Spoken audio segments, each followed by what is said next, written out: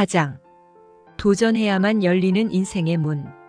모순적 마음 사이 어떤 결정을 내리는가? 시어도어 루스벨트. 1919년 1월에 일어났던 사건을 나는 절대 잊지 못한다.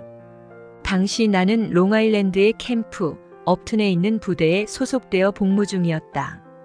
어느 날 오후 한 파견대가 언덕으로 행군했고 공중에 소총을 들어 올려 예포를 발사했다.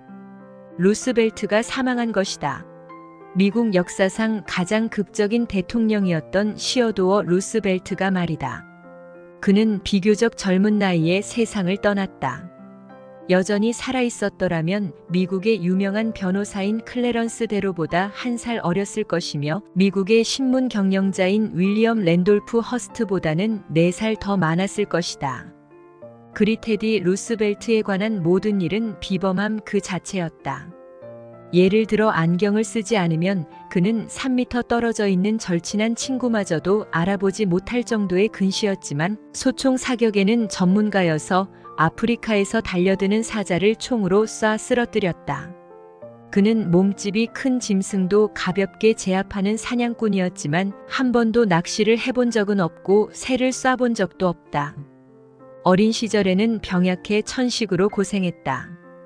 건강을 위해 섭으로 갔고 카우보이가 되어 별을 보며 잠을 자는 등 거친 생활도 했다.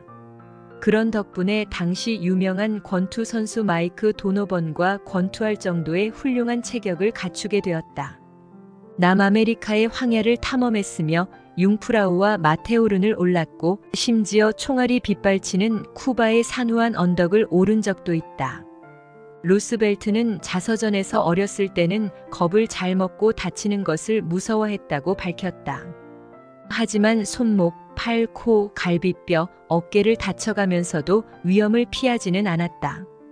다코타주에서 카우보이였을 때는 말에서 내동댕이 쳐져 뼈에 금이 갔는데도 다시 안장에 올라 소를 몰곤 했다. 두려워했던 일을 참고 함으로써 용기를 키울 수 있었다고 그는 말했다.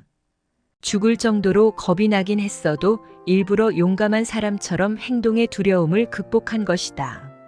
마침내 포효하는 사자나 포성을 울리는 대포조차 두려워하지 않을 정도로 무척 용감해졌다. 1912년 대선에서 연설을 하러 이동 중인 루스벨트의 가슴을 반미치 광의가 쏘았다. 루스벨트는 총에 맞았다는 사실을 누구도 눈치채지 못하게 했다. 강당으로 가서 연설을 시작했고 피를 너무 많이 흘려 쓰러지기 직전까지 계속했다. 그 후 곧장 병원으로 실려갔다. 백악관의 대통령으로 있을 때는 베개 옆에 장전된 리볼버를 두고 잤고 산책을 나갈 때는 언제나 소형 권총을 지니고 다녔다. 당시 루스벨트는 한 육군 장교와 권투를 한 적이 있다. 장교는 왼쪽 눈을 정확하게 때렸고 혈관이 터져 시력은 크게 손상이 되었다. 그는 청년 장교가 무슨 일을 저질렀는지 알길 바라지 않았다. 대신 장교가 다시 권투를 하자고 요청했을 때 거절했고 장교는 대통령이 권투를 하기에는 너무 나이가 들었다고 짐작할 뿐이었다. 몇 년 뒤 루스벨트는 왼쪽 눈의 시력을 완전히 잃었지만 관대한 그는 절대 포병대 대위에게 그 일이 알려지지 않도록 단속했다. 루스벨트는 오이스터만의 자택에서 쓰는 장작을 모두 직접 쪼개서 마련했고 농장 인부들과 함께 들판에 나가 건초 말리는 작업도 했다. 그러고는 정원사에게 다른 일꾼들이 받는 임금만큼 달라고 우기기도 했다. 단 한 번도 담배를 피우지 않았고 욕설을 하지도 않았다. 술을 마시긴 했지만 그것도 어쩌다 밤중에 한 번 밀크쉐이크에다 브랜디를 한 티스푼 넣어서 마시는 정도였다. 하인이 밀크쉐이크에 브랜디를 탔다고 말하지 않으면 브랜디가 들어가 있는지조차 모를 정도의 양이었다. 하지만 술고래라는 소리를 너무 빈번히 들어서 마침내 그런 중상모략을 제지하기 위해 명예훼손 소송을 걸기도 했다. 백악관에서 대통령직을 수행하는 바쁜 와중에도 그는 시간을 내 무수히 많은 책을 읽었다.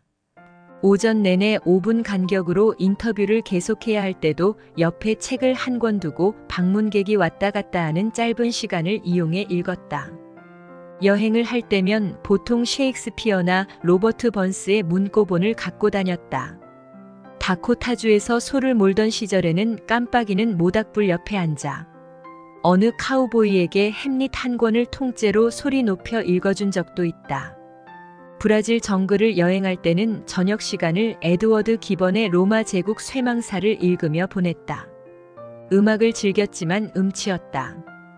혼자 일하는 중에는 종종 나의 주님 당신께 더 가까이를 즐겨 불렀다.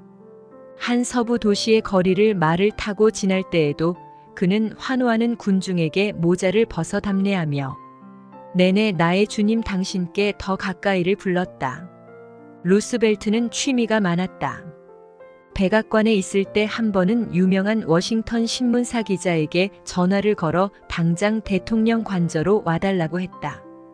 이 요청에 흥분한 기자는 국정에 관한 독점 인터뷰를 할 수 있을 것으로 생각하고 회사에 전보를 보내 당장 호회를 찍을 준비를 하라고 당부했다.